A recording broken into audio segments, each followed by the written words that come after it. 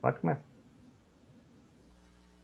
Boa noite. Hoje, 9 de agosto de 2021, vamos prosseguir com o projeto cultural Sobrames 2021, com a palestra do professor André Gurgel, Crises Econômicas, Manual de Sobrevivência. Doutor André Bastos Gurgel, a palavra é sua. Obrigado, doutor Arruda. Boa noite a todos, boa noite a Sobramos. Obrigado por mais esta oportunidade aqui de ficar com vocês, de apresentar um pouco do meu trabalho. Hoje nós vamos falar de uma temática um pouco diferente. Eu costumo trazer temáticas aqui para Sobramos que tem a ver com literatura, com filosofia, mitologia.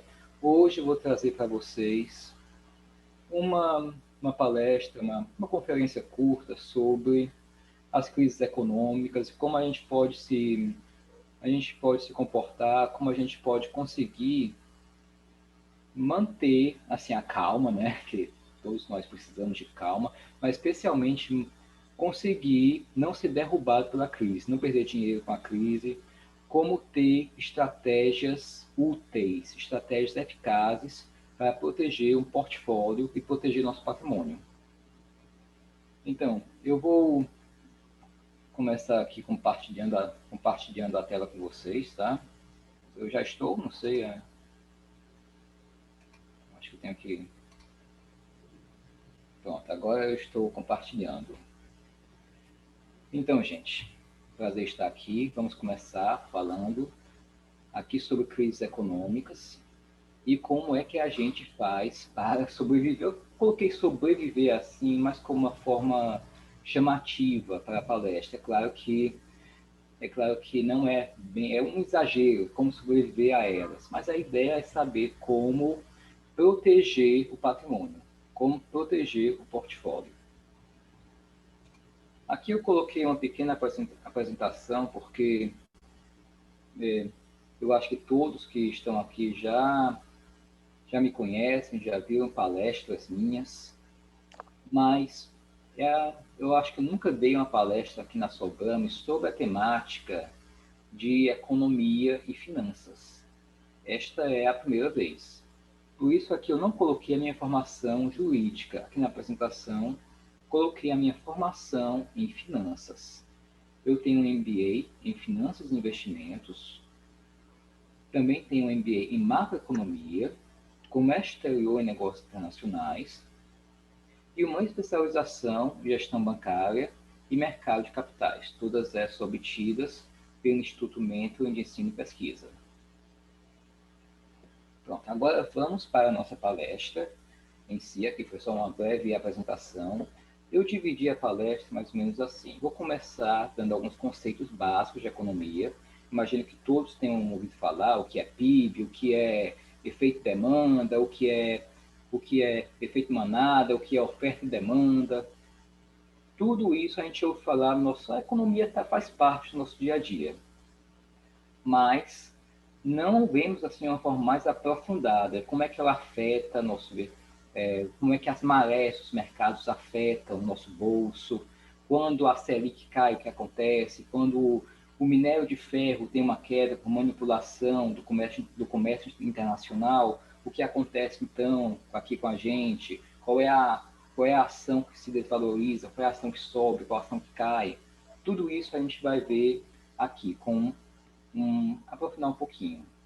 Então, agora, para começar essa palestra, eu achei que fosse de bom feitio, assim como eu fiz a última palestra, que foi sobre uma temática histórica, eu coloquei um disclaimer, uma espécie de... para falar que eu não há um conflito de interesses aqui, até porque eu não estou vinculado a nenhum banco, a nenhuma corretora, eu sou um analista completamente independente quando se fala em investimentos. Então, aqui não há nenhum conflito de interesse com vocês. Eu vou ser completamente imparcial. Então, aqui eu coloquei assim, atenção. O objetivo dessa conferência é puramente educativo e não deve ser considerado como uma consultoria financeira formal. Não tem como fazer uma consultoria financeira formal em 50 minutos, sem conversar com cada um de vocês, sem entender como é que é o perfil de investidor de vocês, qual é o apetite a risco de vocês, ok? Então, se eu falar aqui que um investimento subiu 100, 200, 300%, que existem investimentos que dão esse retorno ao investidor, não vão pensar que eu estou recomendando. Olhem aqui o que eu coloquei até em vermelho aqui para vocês, ó. Atenção. Rentabilidade passada não significa certeza de rentabilidade futura. Até porque a pessoa que, eu gosto de brincar às vezes, falar que a pessoa que uma vez construiu uma máquina do tempo, eu acho que se uma pessoa ambiciosa, ela não vai viajar no tempo para falar com Júlio César, nem com Cleópatra, nem com Cícero. Ele vai ver como é que o mercado está. E vai especular, para comprar na baixa e vender na alta. Essa palestra é muito bom começar assim com o conselho do maior filósofo, do maior educador financeiro do mundo, aqui o nosso conhecido vovô dos investimentos, Warren Buffett. Quem aqui já ouviu falar em Warren Buffett?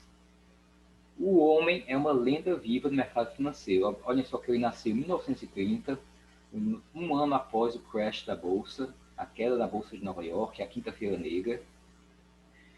E foi um homem que começou do zero. Ele era extremamente pobre, ele vendia Coca-Cola de porta em porta, mas aí ele começou a entender o valor do dinheiro, especialmente o valor do mercado de ações. Ele começa a trabalhar aos 8, 9 anos. Aos 12, ele compra a primeira ação dele. E aí começa a vida de investidor dele. Em 15 anos, ele era milionário. O que para a época era um grande feito. Conseguir em pouco tempo assim $1 milhão. É claro que naquela época $1 milhão comprava muito mais coisa do que atualmente. Nós temos duas frases aqui no nosso Warren Buffett. Olha, eu acho bem interessante essa. Uma coisa que aprendemos com a história é que os homens não aprendem com a história. Aqui eu acho que ele foi um pouco infeliz ao generalizar. Tem muita gente que aprende com a história.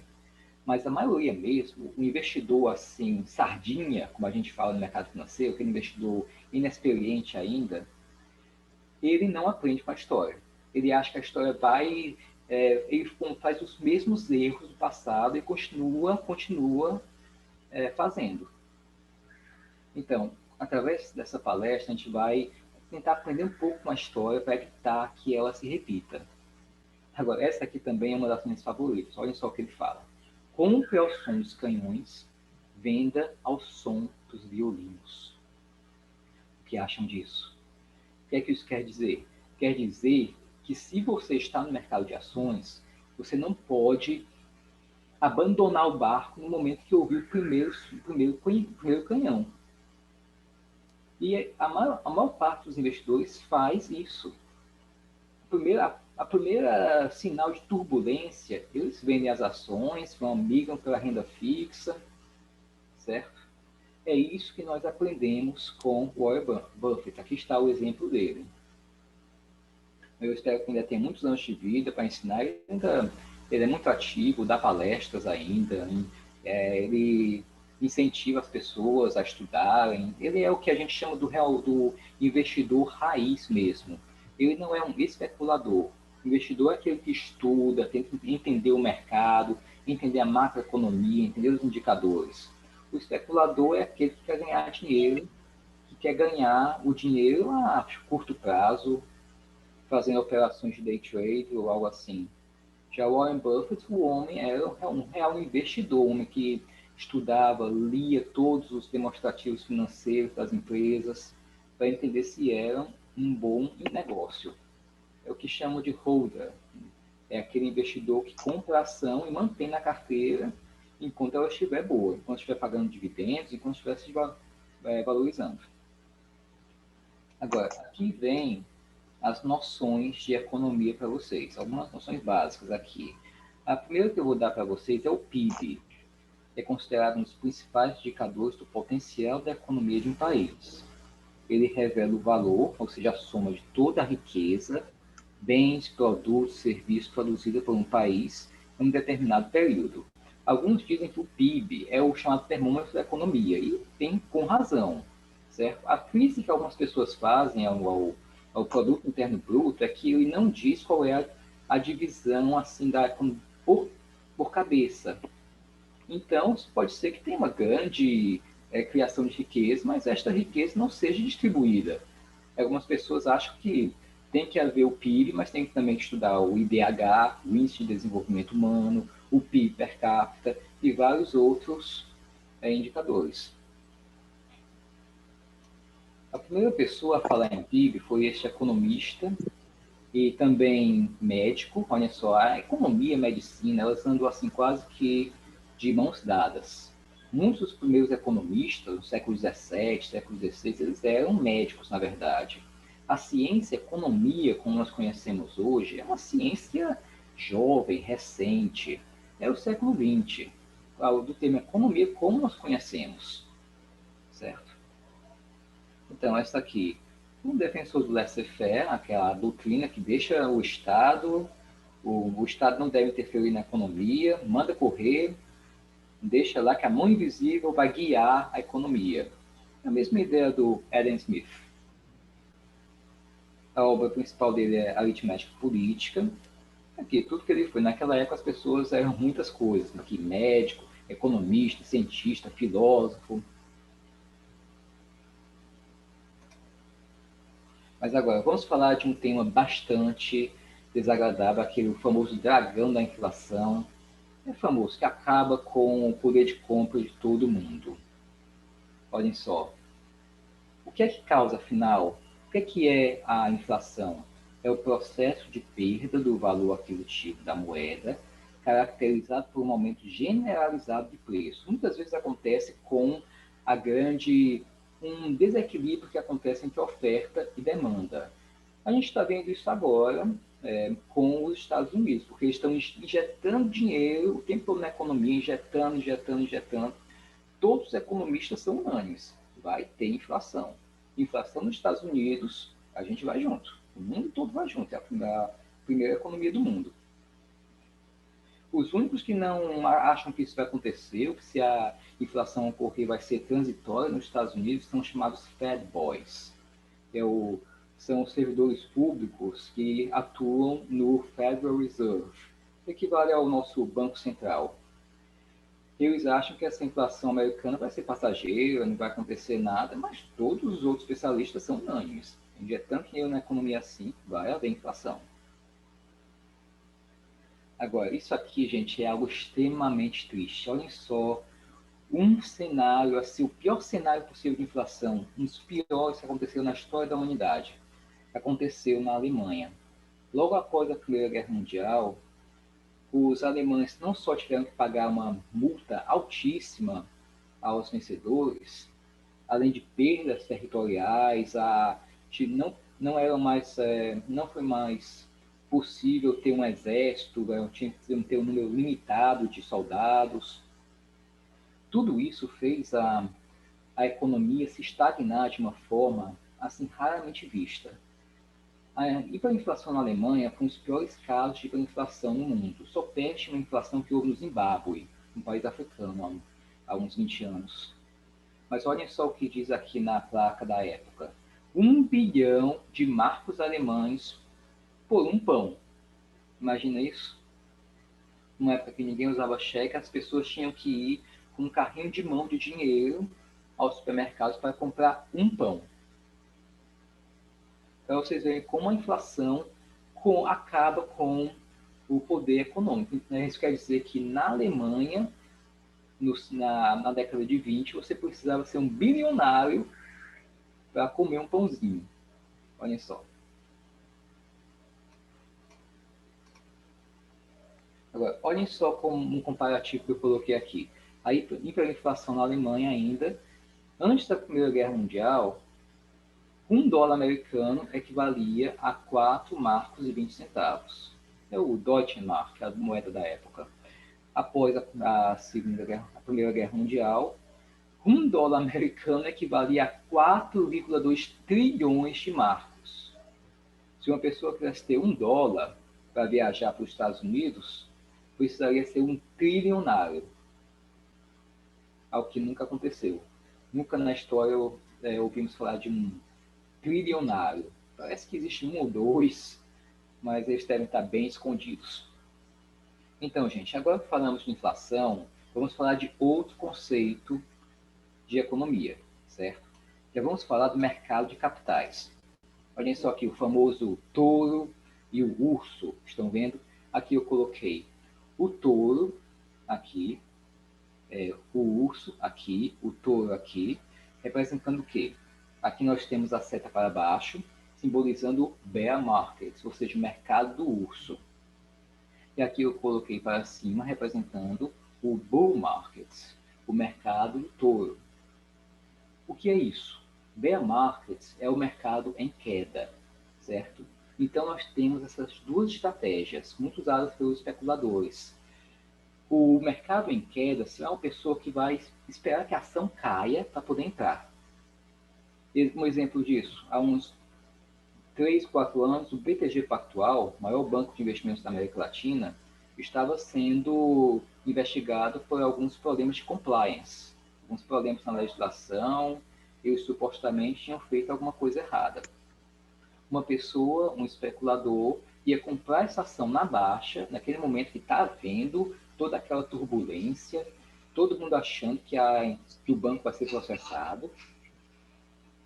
Mas aí, de repente, quando a poeira baixou, a ação foi lá para cima. Aí a pessoa comprou e arrecadou um bom dinheiro. É claro que há um risco disso. Já imaginaram se a empresa realmente estivesse com problemas, fosse condenada? A ação ia para o fundo do poço. Já o bull market é um mercado em queda, em ascensão. A pessoa vai comprar uma ação que está subindo, está com tendência de ascender ainda mais. Então a pessoa vai compra a ação na alta e ainda vai vender também numa alta posterior. Atualmente a gente está vivenciando um pouco dessa alta. O nosso mercado está com uma tendência de alta, ok? Mas vamos esperar que essa tendência se mantenha. E o mercado é cíclico. Se alguma vez alguém falar que consegue prever 100% o que vai acontecer no mercado de ações, desconfiem. Porque ou essa pessoa está brincando, ou então arrumou uma bola de cristal, uma máquina do tempo, o que for. Agora, vou mostrar aqui vou mostrar para vocês uma imagem divertida que ilustra bastante o que é o mercado de capitais. Isso aqui é uma ilustração da época, do século XIX, que trata de uma fábula de Esopo, que fala dos montes parturientes, os montes que iam dar à luz. Essas pessoas ouvem uma história que as montanhas iam dar à luz, então ia nascer um monstro espetacular, um monstro que ia matar todos. Estão aqui esperando para ver o parto, digamos assim, o parto da montanha, e no final sai um ratinho. Não era nenhum monstro. Então, o mercado de ações é isso. O mercado de ações, vocês são médicos, vão entender que ele tem todos os distúrbios comportamentais que vocês possam imaginar. É ansioso, tem depressão, é bipolar, é histriônico, é tudo que vocês puderem imaginar. Então, quando acontece algo assim, ouve falar que a empresa tal está tendo problemas com o balanço, ou então surgiu um grande competidor estrangeiro, nacional, que vai acabar com aquele mercado, o mercado já afunda. As pessoas vendem as ações, então ficam com medo. Mas aí acaba o boato, a ação volta a subir. Daí vem uma outra frase do Warren Buffett, quando ele diz: compre o boato e venda o fato. Entendem? Porque aí você está comprando na baixa e vendendo na alta. Vou dar mais um exemplo para vocês. Olhem só isso. Isso aqui aconteceu tem uns 3 ou 4 meses. Nem ouvi falar muito desse jogador mais. É o Cristiano Ronaldo, um jogador português. em um gesto, apenas um segundo, esse gesto durou um segundo, e as ações da Petrobras, desculpem, as ações da Coca-Cola, como vocês podem ver aqui, despencaram. Olhem só aqui o tombo que as ações levaram. Só por causa desse gesto em que ele retira as garrafas de Coca-Cola que estão lá para entrevista que ele ia dar para a imprensa, retira, pega com uma garrafa d'água e diz, beba água. As pessoas, os investidores tomaram um susto, que é isso? Cristiano Ronaldo não quer tomar Coca-Cola? Será que a Coca-Cola não vai mais patrocinar os jogos? Será que a Coca-Cola tá falindo? Aí as pessoas vendem as ações. Quando as pessoas vendem as ações, o que acontece? O mercado tomba, vai lá para baixo. Olhem só. E aí acontece uma coisa assim que eu e todo mundo com que eu conheço considerou uma vergonha. Porque um grande jornal financeiro, jornal da área, publicou Coca-Cola perde tantos bilhões em valor de mercado. Não é verdade. Gente, alguém está com o áudio ligado. Vocês se lembram também que no início do STF se juntaram com 11 presidentes de partidos e que depois dessa reunião, os presidentes dos partidos começaram... Gente, tem alguém com... Então, nesse momento que houve esse gesto do jogador, um monte de jornais da área escreveram Coca-Cola perde bilhões em valor de mercado. Não é verdade. O que aconteceu foi que as pessoas venderam as ações. Algumas pessoas saíram. Mas os balancetes, os demonstrativos contábeis da empresa Coca-Cola Company permanecem os mesmos. A empresa continuou dando lucro.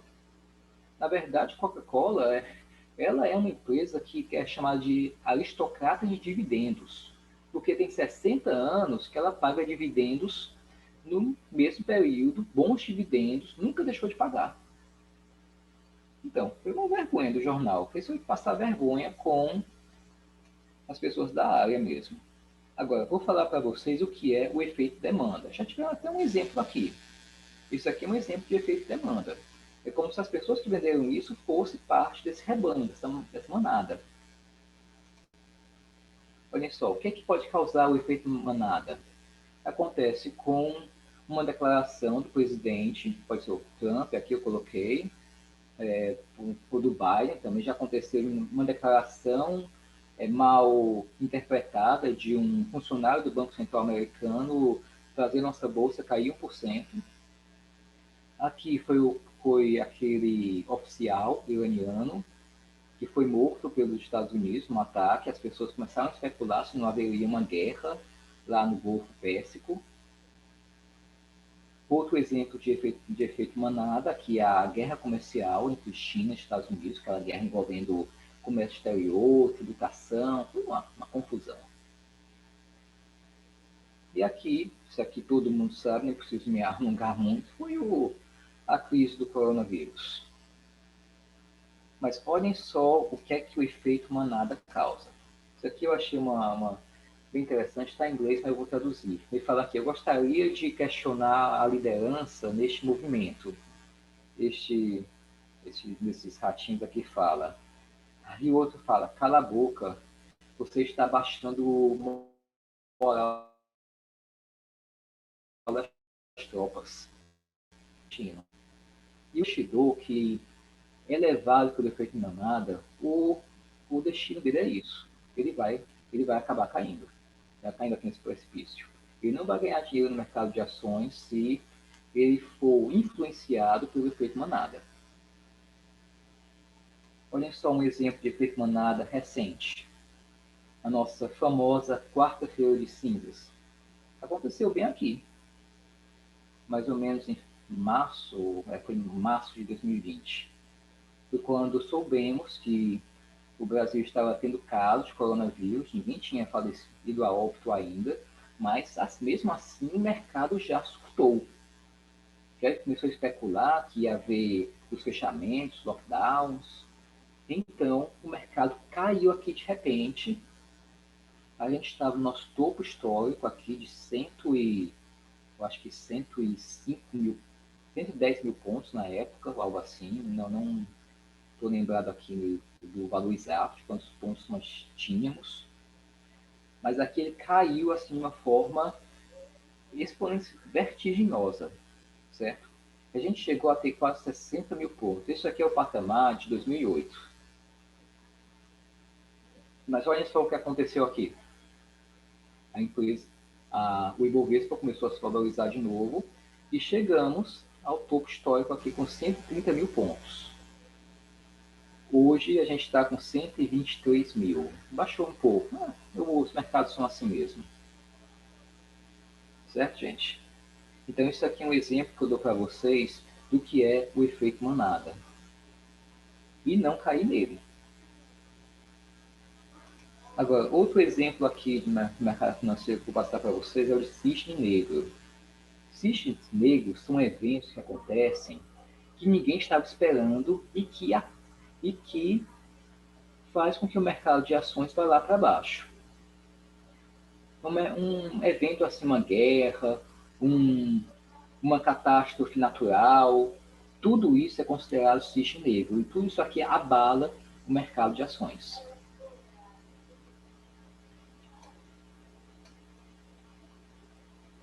E vou ler só um pouquinho aqui a ideia afirmar que, apesar das grandes proporções tomadas por tais eventos e de só podermos compreendê-los após ocorrerem, o ser humano é capaz de se preparar para eles. Do contrário, os que não se preparam podem se ver abalados de forma ainda mais danosa. Se eu estivesse fazendo essa palestra aqui presencial para vocês, eu queria que cada um falasse, para eu ouvir, a seguinte frase: crises sempre acontecem. Tenham isso em mente. Vocês não podem falar aqui porque ia dar interferência, mas pensem isso, mentalizem isso. Crises sempre acontecem. Não adianta vocês pedirem para qualquer economista ou financista tentar prever quando a crise vai vir. Não tem como. Ninguém sabe. A gente pode fazer umas projeções, pode fazer algo assim, mas o cisne negro mesmo, ninguém sabe quando acontece. É como pessoas que vivem em locais em que há terremotos, furacões, eles tentam prever quando vai acontecer, porque eles sabem que vai acontecer. O que eles fazem é se preparar, construir abrigos, certo? A ideia é essa. Mas agora, vamos ver aqui um conceito. Qual é o conceito mesmo de crise? Aqui eu peguei do site da Suno, um site muito bom de pesquisa, de investimentos, finanças. Vou tomar aqui uma água. Uma crise econômica é o período pelo qual uma determinada economia passa por uma retração da atividade econômica medida pelo PIB, Produto Interno Bruto. Este indicador, por sua vez, mostra a soma dos produtos, isso aqui a gente já andou vendo bem. Então, por isso, quando o PIB retrai em determinado período em relação ao outro, isso significa que a economia produziu menos riqueza. E, basicamente, essa redução do PIB é justamente se caracteriza uma crise econômica. Aqui no Brasil, a gente usa muito os conceitos de PIB e PIB per capita. Já nos Estados Unidos, vocês vão encontrar o termo PNB, que é o Produto Nacional Bruto. Ele é o PIB, mas ele vai incluir também as empresas multinacionais em outros países. Por isso que o PNB é mais recomendado para entender se a economia americana está aquecida ou não. Aqui eu coloquei assim, sintomas, entre aspas, certo? Claro. Eu estou pensando aqui com a economia como se fosse mesmo um corpo humano. Um corpo humano, no caso aqui, doente, com a crise. Então eu coloquei sintomas. Olhem só o que acontece, em geral, antes de uma crise. Nós temos um otimismo exagerado, a ganância, aquela ideia de ficar rico rápido e sem esforço. Eu costumo dizer para todo mundo que o melhor investimento que existe não é criptomoeda, não é fundo, não é ações, opções, é trabalhar. Sem trabalhar, sem capital, vocês não vão a lugar nenhum. E ganância, ficar rico rápido, isso aqui já é uma consequência da pessoa que quer o quê? Quer ganhos a curto prazo. E também, o já mencionado, efeito manada. A gente vê isso aqui acontecendo. Isso aqui é um sintoma de que vai haver uma crise. Mas agora, qual é... O que é que eu vou falar aqui com vocês agora? Vou dar exemplo de duas crises que a gente vai estudar, analisar e ver as semelhanças que elas têm com eventos atuais. Olhem só isso aqui. Qual foi a primeira crise? Ao menos, crises, na verdade, elas podem ser entendidas como existindo há 2000 anos, 2500 anos. Guerras causavam crises. A gente pode entender a queda do Império Romano como uma crise, mas a crise mesmo do capitalismo moderno, digamos assim, no século XVI, XVII, ela aconteceu na Holanda por causa dessa plantinha aqui, uma tulipa. Isso aqui ocasionou a chamada tulipomania. Olhem só, é uma planta belíssima, até hoje é um dos símbolos da Holanda, mas eu vou situar vocês no período histórico da Holanda do século XVII. Era uma economia forte, uma economia rica, o comércio holandês era uma potência, aí estava ainda muito acima do português, que viria mais tarde a tomar a Holanda como uma potência comercial. Eles tinham companhias de comércio na Oceania, África, Ásia. Então, era uma época de prosperidade econômica. As pessoas tinham dinheiro, estava todo mundo muito bem. Até que eles começaram a comercializar com essas tulipas, que são uma planta que foi no começo dada de presente por um embaixador turco. A tulipa é de origem turca. Mas quando ela entrou na Holanda, ela se adaptou bem ao clima, então as pessoas começaram também a plantá-las. Mas a beleza dessa planta é bem macabra, porque ela vai gerar uma crise de proporções espetaculares. A Holanda, como sendo a maior economia europeia, ela, entrando em crise, ela ia levar todos os outros juntos. Toda a Europa junto. Mas afinal, o que é uma tulipa? É uma planta muito utilizada em formas de buquê, arranjo de bar, enfeites para a mesa, ou até mesmo para ornamentar os ambientes mais sofisticados. Possui cores, aqui eu trouxe mais conceitos por curiosidade para vocês saberem o que são estas tulipas. Ok? Mas aí o que aconteceu? Essas pessoas começaram a plantar, a criar muita oferta de tulipa, e também o mercado de capitais começou a fazer contratos futuros de tulipas. Uma tulipa na Holanda, naquela época, chegou a valer o equivalente a uma casa.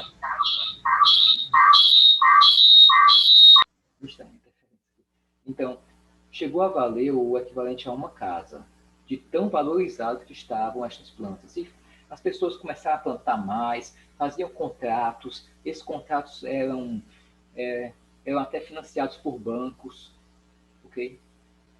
Olhem só o que este site fala. Um único bulbo de tulipa chegou a valer o equivalente a uma casa em Amsterdã, chegando ao equivalente a 200 mil reais. Isso aqui convertidos para fazendo a correção monetária aos padrões de hoje, certo?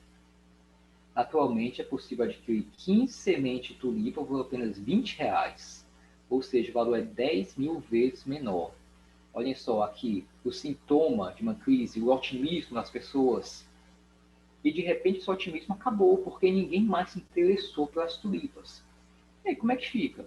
E os contratos futuros? E as pessoas que apostaram tudo naquele negócio? Como é que fica? Os bancos faliram. Com os bancos falidos, como é que ficava o dinheiro das pessoas?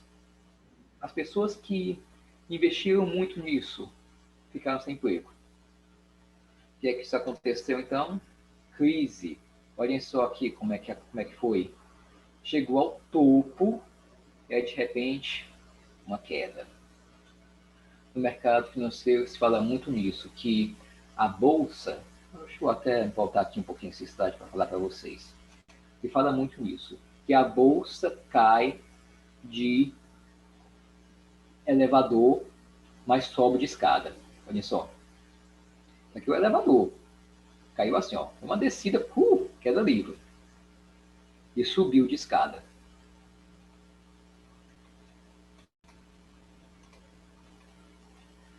Pronto, gente, aqui falamos da tulipomania, uma das crises mais absurdas que o mundo já presenciou. Quem tiver interesse, ela é mencionada, a principal fonte dessa loucura que acontecia em Amsterdã e que levou toda a Europa junto com ela, está nessa obra aqui de Charles Mackay. É um economista da época que descreveu estas ilusões populares, memórias de ilusões populares extraordinárias. Pronto, agora nós vamos falar um pouco de uma crise mais recente, mas também extremamente nociva para a economia mundial. E nessa aqui, como a gente já tinha um mundo muito mais globalizado, com muito mais conexão entre os países, então todo mundo foi levado com ela. Aqui eu coloquei este foco da época, olha só. A pessoa fala aqui, $100 compram este carro. Preciso ter dinheiro vivo. Perdi tudo no mercado de capitais. Este aqui foi um famoso crash de 29. Os anos 20 foi uma época bastante interessante, uma época de prosperidade econômica, e não só no mundo dos negócios, mas também na arte, na literatura, no cinema. Olha só, foi a época de Chaplin, nosso famoso Carlitos, começou no cinema mudo, mas começou a fazer cinema falado em 29. Foi a época das big bands, as grandes orquestras de jazz, Ella Fitzgerald, Louis Armstrong. As pessoas estavam felizes, havia prosperidade. Os Estados Unidos não tinham saído tão danificados pela Primeira Guerra Mundial quanto havia sido a Europa. E com isso, a Europa precisava ser reconstruída, e toda a Europa era um mercado consumidor de produtos americanos. Eles viam isso como uma possibilidade imensa. Então, vamos produzir, vamos criar oferta, porque vai ter demanda. Eles pensaram nisso, vamos lá. Foi criada também a ideia que qualquer pessoa poderia enriquecer rapidamente na Bolsa de Valores, bastava comprar umas ações, e em pouco tempo a Bolsa subia 10.000%. As pessoas acreditaram nisso, mas não foi verdade, não foi bem assim. Ninguém se precaveu, ninguém teve a ideia de achar que uma crise poderia vir a acontecer. E é o que eu digo para vocês, crises sempre acontecem. As pessoas não tiveram isso em mente. Então, o que é que acontece na Quinta-feira Negra de 1929? O pânico. A Grande Depressão. Havia fábricas, havia trabalhadores, mas não havia a demanda. A Europa tinha se reconstruído, não tinha mais mercado consumidor. O efeito demanda, o efeito manada aconteceu de uma forma avassaladora. O mercado derreteu, o mercado de ações derreteu. Olha só o que diz aqui. Wall Street em pânico com a quebra das ações. Bilhões perdidos com a crash significa como a quebra das ações. Agora, isso aqui eu gosto muito de comparar com a cultura clássica em relação aqui à mitologia de Ícaro e Dédalo. Por isso que eu gosto também muito desta obra aqui. Olha só, Ícaro e Dédalo, os dois arquitetos do labirinto, voando em direção ao sol. O que é que acontece? Ele tenta mais e mais, ele não obedece os conselhos do pai dele e acaba com as asas dele sendo queimadas pelo sol. Ele cai no mar Egeu e morre afogado. Olha só a lição que a gente pode tirar aqui. esse otimismo exacerbado que houve na crise das tulipas, na tulipomania, e na crise de 29.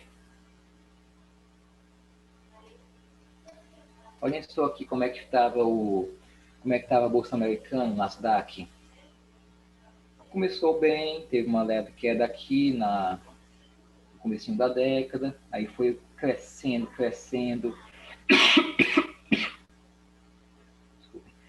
10 altas seguidas, até que em 1929 acontece a derrocada, acontece a queda, assim, absurda das ações.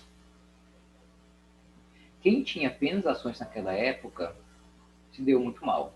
Houve suicídios de empresários, de pessoas comuns também, de trabalhadores que perderam tudo da noite para o dia. Instituições financeiras também faliram, certo?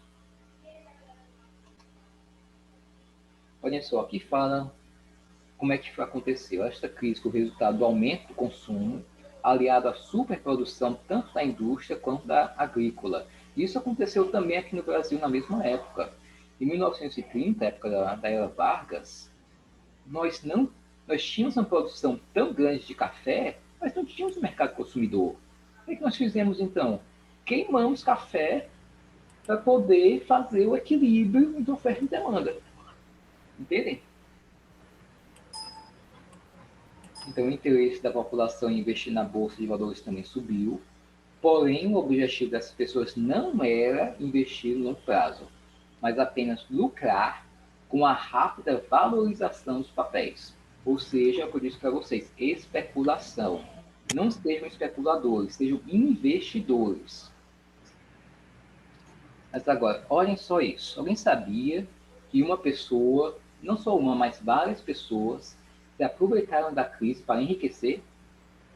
Teve gente na crise de 29 que ficou rica. Olha só. Jesse Livermore.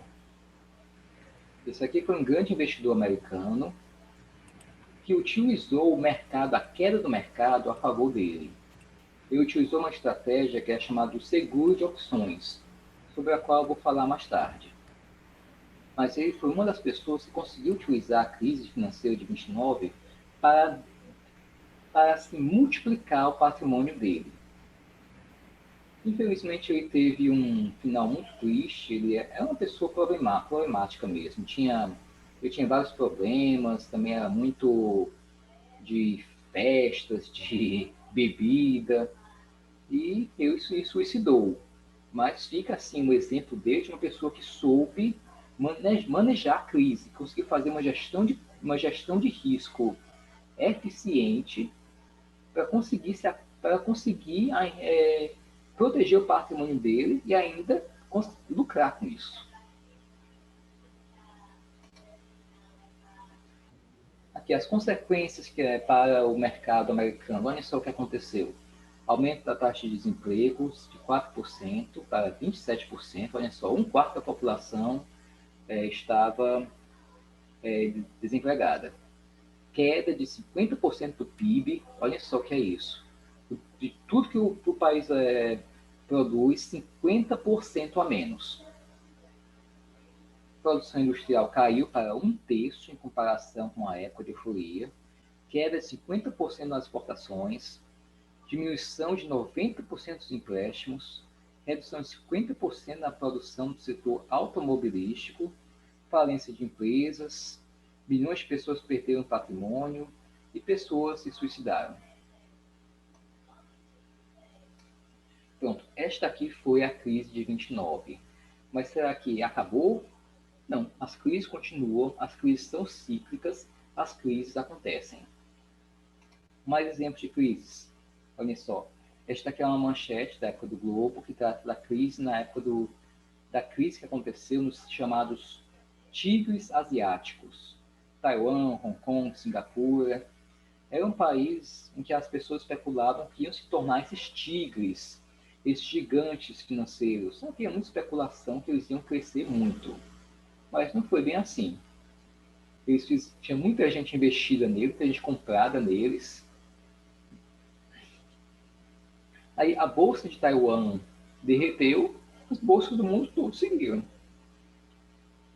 Aqui também foi uma especulação que fizeram no começo dos anos 2000 em relação à internet, porque as pessoas viram que a internet estava aqui para ficar.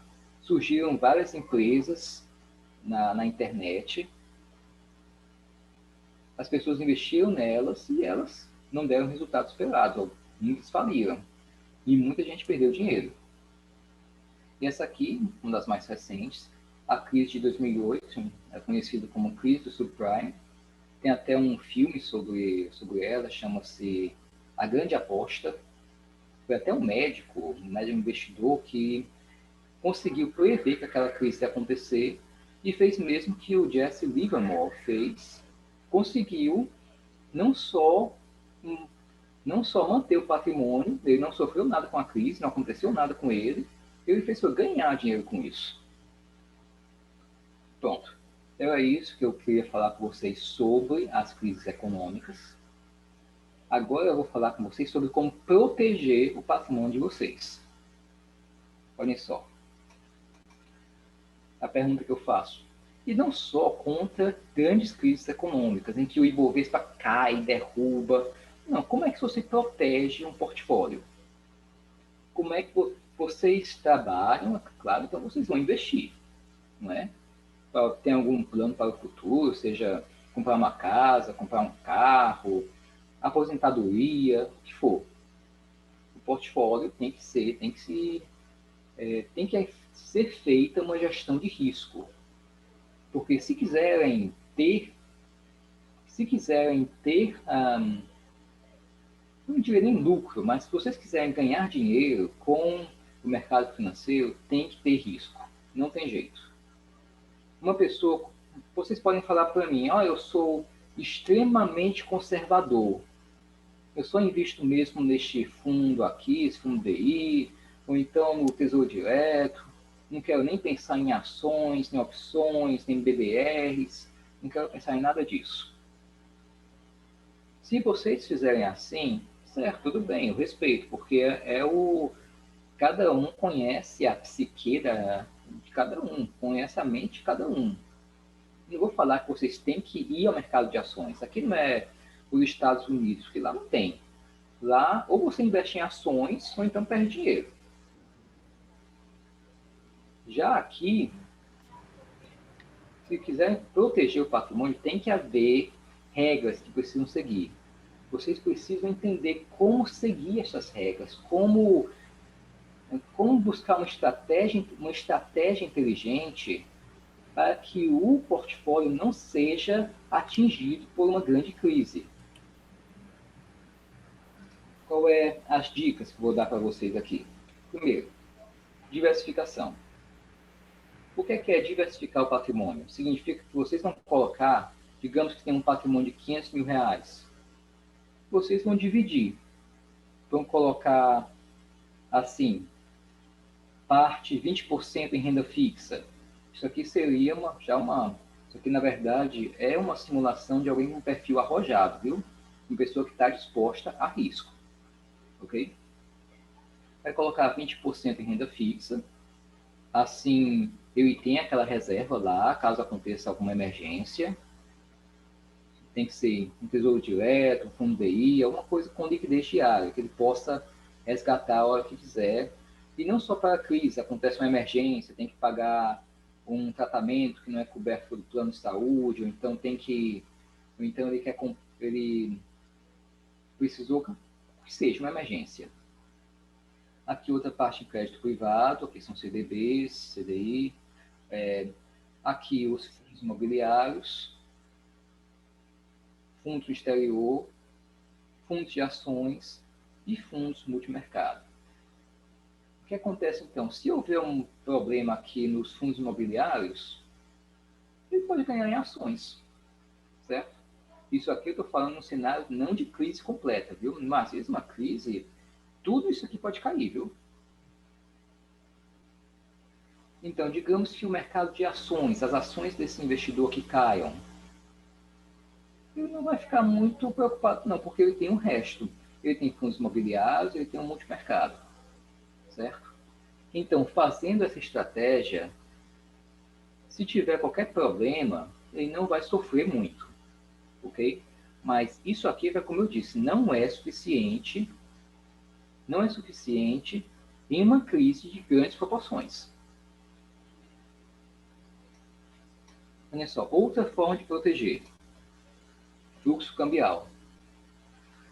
O Brasil, vocês podem comprar dólar à vontade. Tem países que colocam limites para que cada cidadão compre dólar. No caso, a Argentina. Daí eles estão fazendo um jeitinho de ir para o Uruguai para comprar, para se proteger, né? Uma economia completamente frágil, sem inflação altíssima. Então, vocês podem ter parte da carteira investida em câmbio, investida em uma moeda mais forte. Vocês podem comprar dólar, comprar euro. Aqui eu coloquei o peso mais uma forma ilustrativa, para falar do fluxo cambial. Mas tem muita gente que compra peso exatamente para fazer como se fosse uma ação. Compra na baixa, vende na alta. Compra na baixa quando a Argentina está numa grande crise, ela se recupera, aí está na alta e vende. Além do dólar, também pode fazer isso com o euro, embora haja... Tem muito financista que está um pouco receoso em relação ao euro devido ao Brexit. Mas ainda é uma forma de reserva de valor. Como é que vocês investem nisso? Como é que investem em fluxo cambial? Vocês podem comprar um fundo cambial, ok? Um fundo que vai investir em ativos que estão dolarizados. Vocês podem investir em empresas americanas, assim, a variação da cota da ação vai variar de acordo com o dólar, com o fluxo cambial do dólar. E tem também, vocês podem também comprar o dólar físico e ter o dólar em casa, mas ninguém atualmente, a não sei que pense em viajar ou algo assim, vai ter o dólar em casa, até por uma segurança, não é? Além dessas formas aqui, a mais importante também é investir em ETFs. ETFs são fundos que vão replicar um determinado índice. Vocês podem investir em fundos como o SP500, que vai replicar a Bolsa Americana. Nós temos o Ibovespa aqui no Brasil. O equivalente ao Ibovespa é o SP500. Lá estão as 500 maiores empresas americanas. Agora, outra forma aqui de proteger o patrimônio, o ouro. O ouro é o metal assim mais importante da humanidade. Tem 5.000 anos que ele é valorizado por todos. Até os astecas aqui, os povos americanos, davam valor ao ouro, não davam valor financeiro, valor de lastro, mas o ouro é utilizado por eles. Então, olhem só aqui esse gráfico que mostra a valorização do ouro nos últimos 5 anos. Ele saiu de R$ 120 a grama, isso aqui em 2016, e agora está em 318. Por que o ouro é importante? Porque numa crise as pessoas tendem a buscar dos ativos que têm mais proteção. No caso, quando, digamos que a economia brasileira vai mal, as pessoas correm para o dólar. Por isso que o dólar teve um salto assim de 3,5 até 5, e agora está em 5,18 nos últimos anos. Porque as pessoas correm, é o efeito manada. Agora, digamos que a economia americana também vai mal. As pessoas vão correr para o ouro. Como é que vocês se protegem utilizando o ouro? Mais ou menos da mesma forma que o dólar. Podem comprar ouro físico. Há empresas que fazem essa intermediação. Cuidado para não rasgar o lacre. Se rasgar o lacre, vocês não podem passar o ouro adiante. Ok? Podem investir em ETFs que vão replicar o valor do ouro na cotação internacional. Isso também é uma cotação em dólar, porque internacionalmente o ouro é cotado em dólar, certo? A cotação dele é dada em dólares. E também tem a forma de comprar ações de mineradoras ou empresas que trabalhem com a commodity, empresas que trabalhem com o ouro.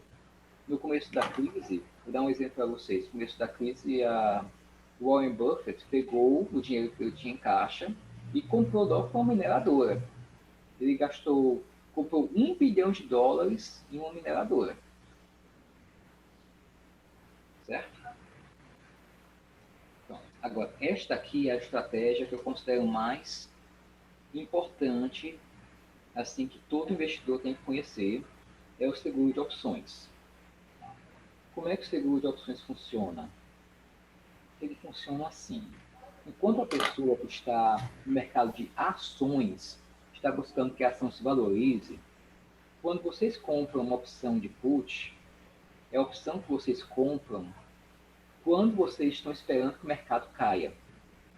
Então ele funciona como se fosse um seguro. Um seguro de carro, por exemplo.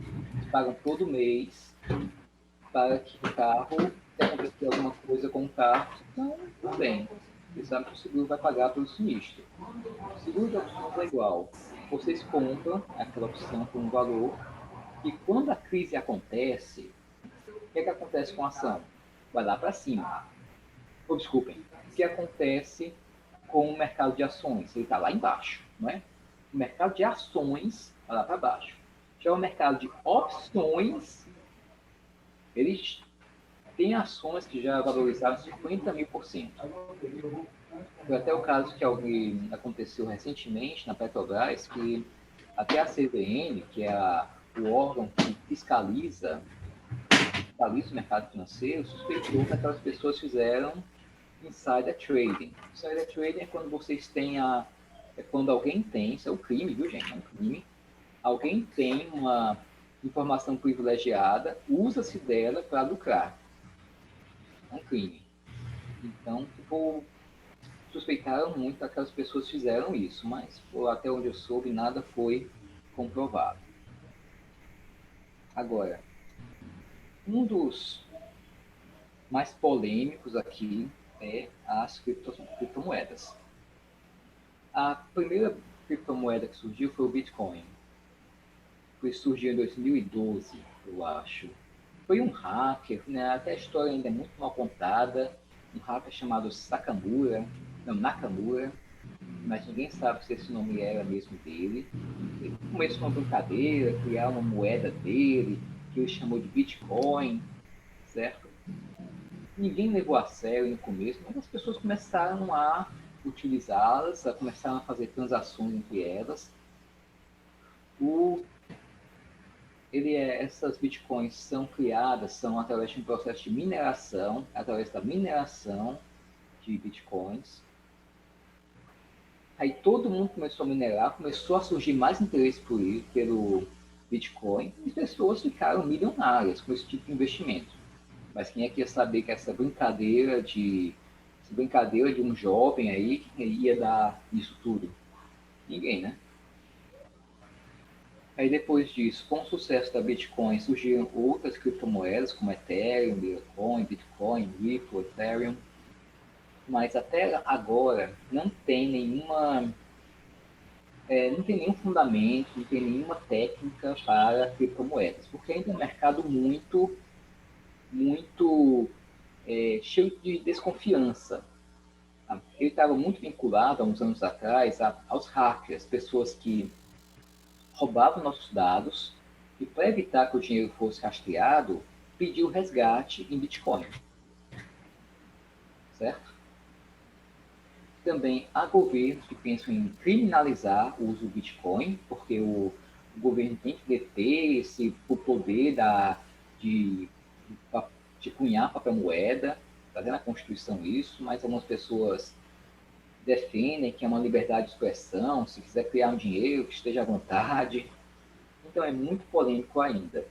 Basta uma fala do Elon Musk, que é um dos homens mais ricos do planeta, para que o Bitcoin vá lá para baixo. Para vocês terem uma ideia, o Bitcoin ele já morreu 253 vezes. Sabe o que é isso? Quer dizer que ele estava lá no topo e de repente baixou e as pessoas perderam a fortuna. Então, eu não aconselho ninguém a ter Bitcoin por enquanto. Então, se tiver, tenha só uns R$1.000, R$2.000, aquele dinheiro que você está disposto a perder e você não vai se descabelar, certo? Se quiser especular um pouquinho no Bitcoin, à vontade. Pode colocar 1.000, 2.000 reais, vai dar certo, né? Mas o risco é muito grande. E não tem como estudar, não tem como ter nenhuma certeza. Então, gente, estamos aqui chegando ao final da nossa palestra, aqui 9 horas em ponto. Ok? Agora, eu vou fazer aqui a proposta para vocês. Eu tenho um curso, certo? Um seminário de educação financeira. Eu gostaria de propor a vocês aqui para Sobramos. Olhem só, ele funciona assim. Para o público externo, este serviço custa R$ 400. Mas agora, para membros da Sobramos, pessoas indicadas para você, por vocês também, pode ser um amigo, o seminário, certo? Seminários são 10 horas. 10 horas de aulas, que é uma introdução às finanças e à educação financeira. Já, então, aqui nós temos seminário de 10 horas e a mentoria de 3 horas. Certo? Na mentoria a gente vai conversar com cada um de vocês, fazer um teste para ver qual é o perfil de investidor de vocês, se vocês são conservadores, são moderados, são arrojados.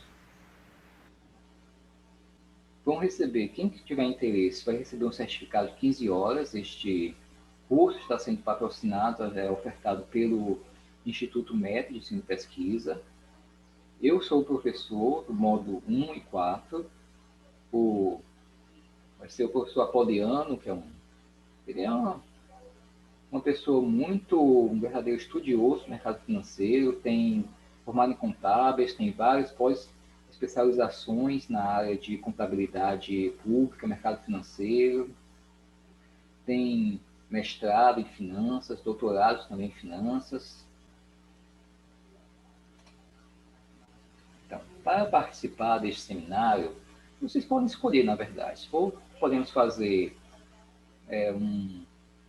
o curso todo a um sábado, de 8 até as 14 horas, de 8 às 13 horas, como vocês acharem melhor, com intervalo para o almoço, algo assim. Ou então podemos fazer, ao critério de vocês, um encontro por semana. Para fazer o curso, vocês vão entrar em contato com o Marcelino, que é o nosso gerente administrativo financeiro. Vocês entram em contato pelo e-mail, aqui marcelino78@hotmail.com. Podem entrar também em contato pelo celular, aqui o dígito 88 99924-6830. Vocês se apresentam, falando que tem interesse no curso, e aí ele vai dar para vocês os detalhes do pagamento, certo? Então, gente, muito obrigado aqui pela presença de vocês, um grande prazer estar com todos mais uma vez aqui na Sobramos. Gostaria de começar aqui esta iniciativa de educação financeira. O Brasil está carecendo muito de educação financeira. Boa parte dos brasileiros está endividada, não consegue fazer um planejamento eficaz das finanças, gasta muitas vezes mais do que ganha. Okay? A gente tem uma percentagem muito baixa da população brasileira que investe em ações. Se compararmos com os Estados Unidos, por exemplo, há uma grande quantidade de americanos que investem em ações, até porque o mercado de ações, nos Estados Unidos é muito desenvolvido, e também os juros, a renda fixa americana é praticamente negativa. Os juros americanos estão em 0,25%. Isso quer dizer que um investimento em um ano vai render 0,25%. Isso não é nada. É praticamente dar dinheiro para o banco guardar, e a inflação vai comer esse dinheiro. Então, gente, estou aqui aberto a dúvidas, perguntas, à vontade. Obrigado, professor André Bastos Gugel. Um espaço para dúvidas, perguntas, principalmente para os grandes investidores aqui do grupo. A maior é a Ana Margarida, né? Que tem até um museu. Olha só. Muito bem. Eu acho que você errou. Eu sou péssima. André, me Não diga uma entendo coisa. nada de educação financeira. André, dessas empresas que existem, tipo XP e outras aí, o que é que você tem a dizer? Não, a XP Investimentos ela começou até de baixo, uma pessoa que foi, o CEO dela foi demitido de um grande banco, aí ele mesmo começou a empresa do zero. É uma coisa boa, os indicadores dela são bons, ela tem muito brasileiro que tem esse medo assim, de investir em corretoras, eles acham que não, o banco é muito mais estável, muito mais forte, mas não. Vocês compram um produto de uma corretora, o dinheiro não está com a corretora, está lá na custódia da Selic, certo? Não está na... Então, se mesmo as corretoras são estáveis e mesmo se uma delas vier a quebrar, vocês só transferem a custódia. Vocês têm ações, tipo da XP, vocês mudam e vão para outra, vai para Rico. O BTG Pactual, já é um banco, mas é corretora também. Fazer uma pergunta? À vontade. Fernando Flávio. André, se você tivesse algum dinheiro folgado, você investiria no Banco do Brasil ou na Sicredi? Doutor, tá tão baixo o seu áudio, não ouvi sua pergunta. Se você tivesse algum dinheiro folgado, você investiria no Banco do Brasil ou na Sicredi?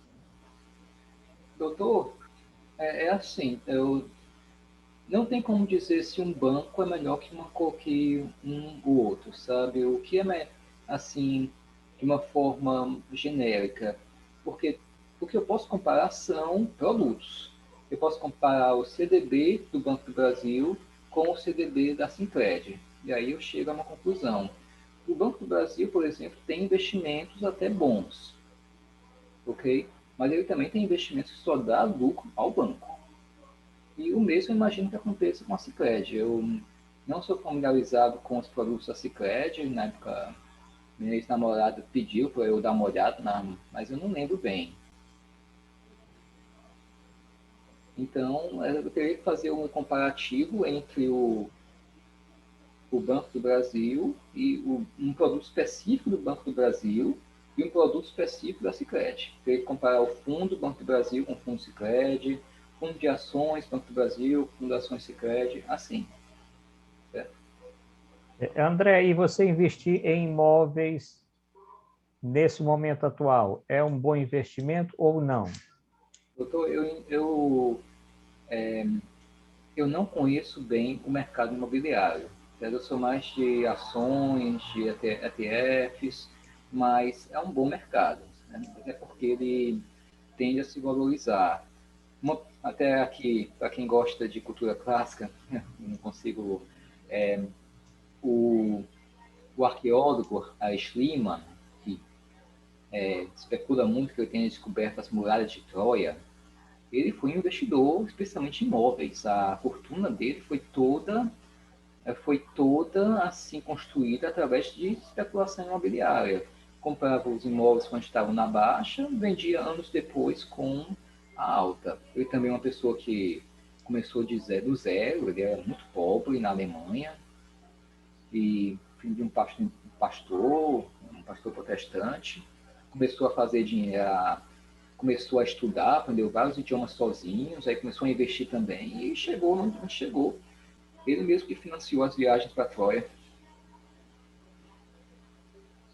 Então, o mercado imobiliário é bom, sim, ele se valoriza. As pessoas, antigamente, falavam sempre...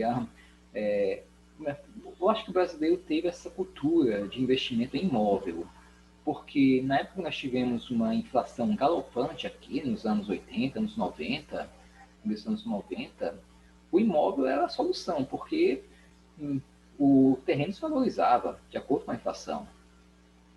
Mas hoje, o imóvel tem as suas desvantagens, porque vocês podem não conseguir vender. Vocês podem comprar e não ter o comprador. Tem também possibilidade de surgir uma crise imobiliária, como foi a que houve nos Estados Unidos, a crise da hipoteca de 2008. entende? Então, ele é para ser visto como um investimento de risco, é igual uma ação. Obrigado, doutor André. Bom, quer complementar, André? Não, é só deixar que eu acho que todos têm meu contato, né? Se quiserem fazer o seminário de educação financeira, é só entrar em contato comigo, entrar em contato aqui com o nosso gerente financeiro. A gente pode fazer também 2 turmas aqui, para quem quiser, uma turma às segundas-feiras, nesse horário, outra turma pode ser sábado, aí o sábado pode ser até uma direto, aí a gente já passa todo o conteúdo para vocês. Eu vou ficar responsável pela primeira parte, a parte de orçamento, como fazer um orçamento. Aí o professor Apoliano vai ficar com a renda fixa, segundo módulo, os investimentos de renda fixa, CDBs, LCIs, LCAs. O módulo 3 vai ser o investimento em ações, opções, derivativos, contratos futuros. E o último vai ser como criar um portfólio de investimentos, como fazer a diversificação. Se quiserem falar também conosco para consultoria financeira, a gente está à disposição aqui no IMEP. Ok? Obrigado, Então, professor André. Doutora Ana Margarida, alguma coisa mais? Não, acho que tudo bem. É interessante, né, essa visão, mas eu não entendo nada disso. Nada. Precisamos Sou zero. fazer o doutor Walter, que é o Não nosso tem. tesoureiro, e o Sebastião. Não tem mistério, doutor. É só... É bom investirem aí, não. Oi? É bom aí o tesoureiro investir aí. Sim. Pra ficar. Bom, então vamos agradecer. Estou vendo que o doutor César Pontes entrou agora, não sei se ele quer falar alguma coisa. Não tenho, assim, conhecimento nessa área da economia. Doutor Sebastião.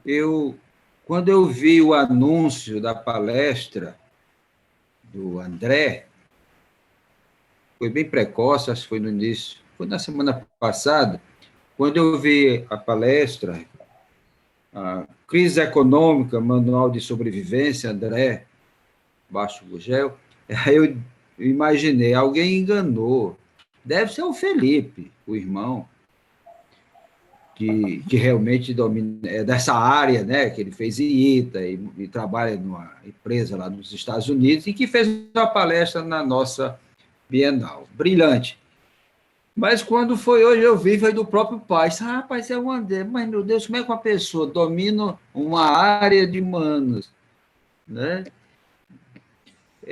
Procura vitalizar línguas mortas e tem um domínio de uma área totalmente diferente, como é na área da economia, eu disse, meu Deus do céu, inteligência. Como eu sou muito fã e admirador do André, queria parabenizar, né, por essa nova não, para mim, essa sua nova área de conhecimento, de domínio e conhecimento. É encantador assistir às suas palestras, né? Meus parabéns. Agora, eu tenho a impressão que você se dedica mais à parte de humanidades, né? A parte de línguas, história das línguas, línguas mortas, não é, André? Do que propriamente essa parte da economia. Ou então é essa parte da economia que financia toda essa sua dedicação às letras? Na verdade, sim. Na verdade, eu gosto das duas. Eu tanto gosto das humanas, gosto de história. Vocês veem que eu fiz até umas referências clássicas aqui, né? Que uma não anula a outra. Eu gosto de ver como um conhecimento só. Então, eu gosto tanto das humanas quanto das ciências mais exatas, economia, finanças, negócios. Bem, doutor André, agradecendo. Alguma outra pergunta? Se não tiver, vamos encerrar a reunião de hoje e fica aí o convite do professor André. Eu vou depois ver a minha inscrição aí no seu curso e ver quem mais. Eu estou precisando escrever uma série de pessoas nesse curso, que essa parte de educação financeira é bom pegar desde estudante, pegar aqui os meninos aqui de casa e colocar para fazer, porque eles já começam a ter essa noção desde de jovem. É verdade. Na verdade, eu tenho um projeto de trazer esse curso de educação financeira para os colégios. Nós, eu e o professor Apoliano, consultamos alguns contatos em colégios, e até se interessaram, mas falaram que o projeto mesmo só no final do ano, que ainda estão voltando, está muito um pouco obscuro como é que vai ser o futuro dos alunos. Então, eles querem fazer esse projeto novo só no final do ano, começo do próximo. Mas a gente tem esse projeto, sim, de educação financeira, logo para crianças, jovens, à vontade.